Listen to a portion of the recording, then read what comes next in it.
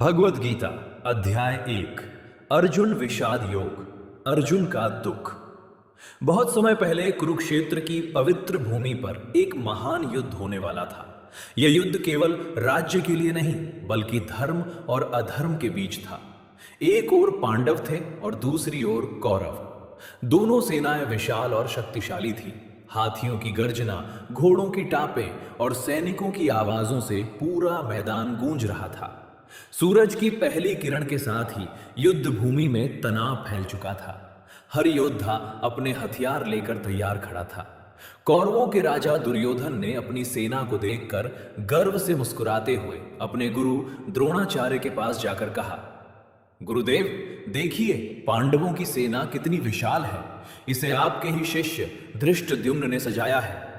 दुर्योधन ने अपनी सेना के महान योद्धाओं का वर्णन किया। भीष्म पितामह, कर्ण, कृपाचार्य, अश्वत्थामा और अन्य वीर योद्धा। फिर पितामह भीष्म ने सिंह की तरह गर्जना करते हुए अपना शंख बजाया। उनके शंख की आवाज पूरे आकाश में गूंज उठी। इसके बाद दोनों सेनाओं ने अपने अपने शंख बजाने शुरू कर दिए।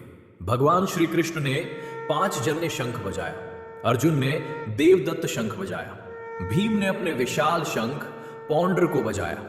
शंखों की गूंज इतनी भयानक थी कि धरती और आकाश कांप उठे। तभी अर्जुन ने भगवान श्री कृष्ण से कहा, हे कृष्ण, मेरा रथ दोनों सेनाओं के बीच ले चलिए ताकि मैं देख सकूं कि मुझे किन किन लोगों से युद्ध करना है। भगवान कृष्ण अर्जुन का रथ धीरे धीरे दोनों सेनाओं के बीच ले गए। रथ के सामने अर्जुन ने अपने ही परिवार को खड़ा देखा। भीष्म पितामह, गुरु द्रोणाचार्य, चाचा, भाई, मित्र, रिश्तेदार और अपने प्रियजन।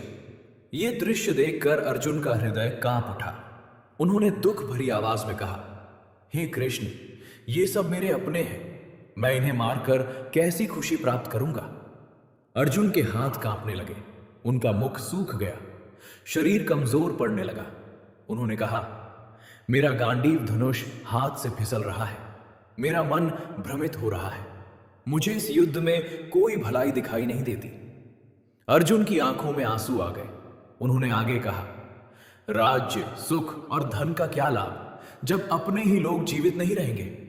मैं अपने गुरु, दादा और रिश्तेदारों को मारकर पाप का भागी नहीं बनना चाहता। अर्जुन का मन दया और मोह से भर गया। उन्होंने कहा, यदि कौरव मुझे बिना हथियार के भी मार दे तब भी मैं युद्ध नहीं करूंगा।